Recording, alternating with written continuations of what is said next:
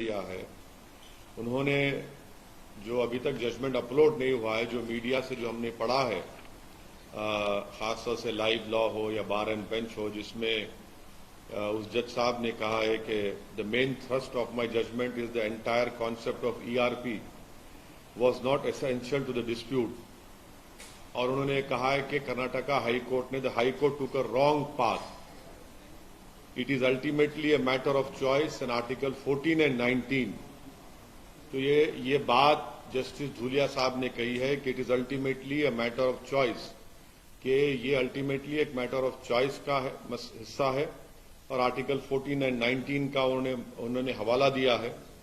और साथ ही साथ उन्होंने कहा है कि the foremost question in my mind was education of the girl child. Are we making her life any better? It is common knowledge that a girl child, primarily rural and semi-rural, has a lot of difficulties. They have to do daily household chores before going to school.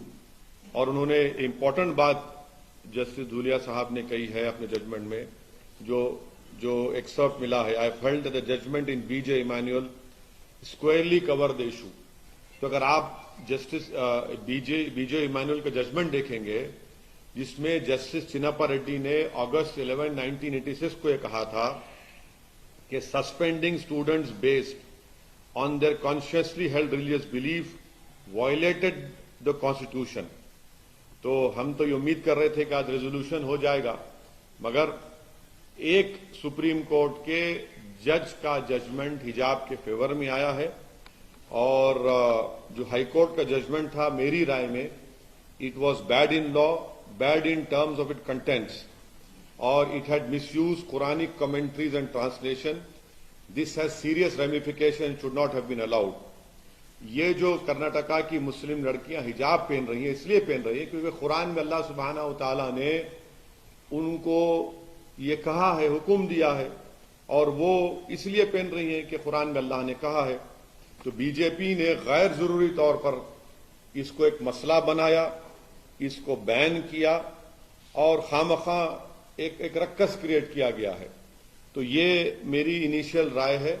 अब जब judgement पूरा upload हो जाएगा और जब हमको मिलेगा तो पढ़कर उस पर और तफसील से हम आपके सामने बोल सकेंगे।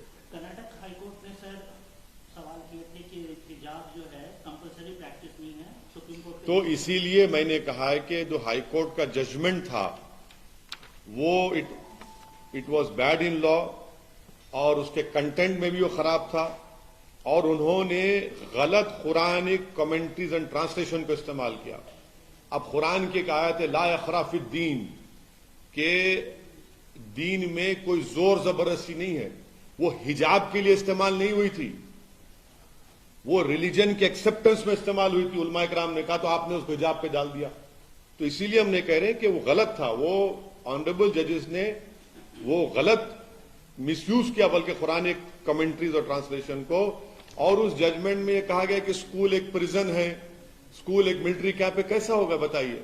तो इसलिए वो मेरी राय वो है उस कर्नाटका हाईकोर्ट के 3 जजेस बेंच की, उसमें तो तीनों जजेस ने हिजाब को कहा कि जरूरत नहीं है। यहां पर सुप्रीम कोर्ट ने दो ऑनरेबल जजेस ने डिफर किया है, मगर एक जज धूलिया साहब ने हिजाब के फेवर में जजमेंट दिया है। सर अगर हम बात करें कि अब आपका टाइम चले जाएगा, फिर वो सोच लीजिए। फिर आप इंग्लिश में बोल रहे हैं सर, छोटा सा। नहीं हो गया, आप चलिए करेंगे लाइव के लिए। हाँ, लाइव के लिए सब खत्म। इनिशियल रिमार्क्स बोल दिया हमें। कौन पहले इन कर लें दो पहले, चलो। हाँ, उसके बाद नहीं बच्ची को।